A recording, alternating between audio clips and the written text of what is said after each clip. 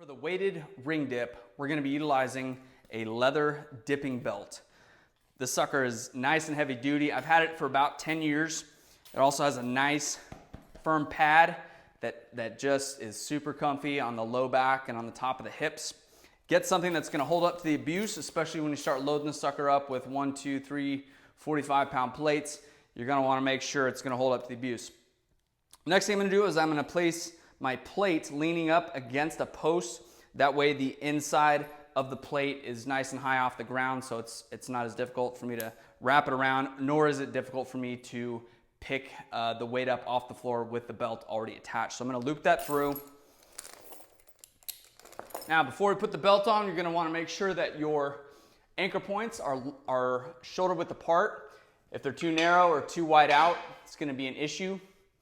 Make sure that these extra straps are moved up out of the way. I recommend having them at least above your shoulders and facing outward from where you're going to be grabbing them. Since I'll be grabbing from this direction, they'll make sure that they're out of my way. Next thing we're going to do, we're going to get inside that weight belt. We're going to slide it away from the post. I'm going to wedge it between my lower legs to control the plates. I'm going to make sure that that belt's going to clear my shorts. I'm going to start hiking it up. I'm going to let it rest right at the base of my low back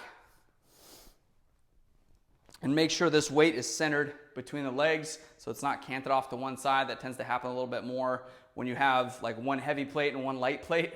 Try to even it out a little bit before you get into the rings. Once it's there and you know it's not going to fall, go ahead and set yourself up, center between the rings. Place your hands at the southernmost portion of the ring. You want to make sure you're not out here so that when you get into position, they're not going to slide down.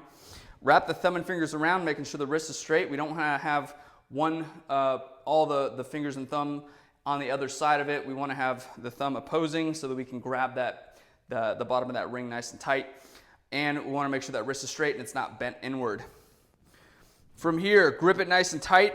We're first going to lock out the arms, lining up the wrist, elbow, and shoulder, getting into a stable position. From here, I'm going to bring my feet up off the ground, keep my head neutral. I'm going to take in a nice deep belly breath, lower myself under control until those arms are at 90 degrees. Then I'm going to come back up.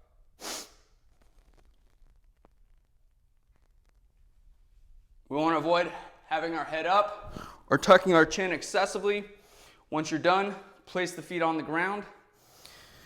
Come out of the rings. I like to grab these little strap holes here where you got the end portion of the chain. I'm gonna bring the back portion, the padded portion of the dip belt off my hips, lower it down to the ground, roll it up against that post so that it doesn't have a good chance of falling and smacking into my feet or my toes, and I'm gonna come out of the dip belt. This movement has a lot of instability with it, so it's going to require a lot of stability to counter that. Make sure that you are familiar with the ring dip itself, unweighted, before you start loading it up. That's how you do a weighted ring dip.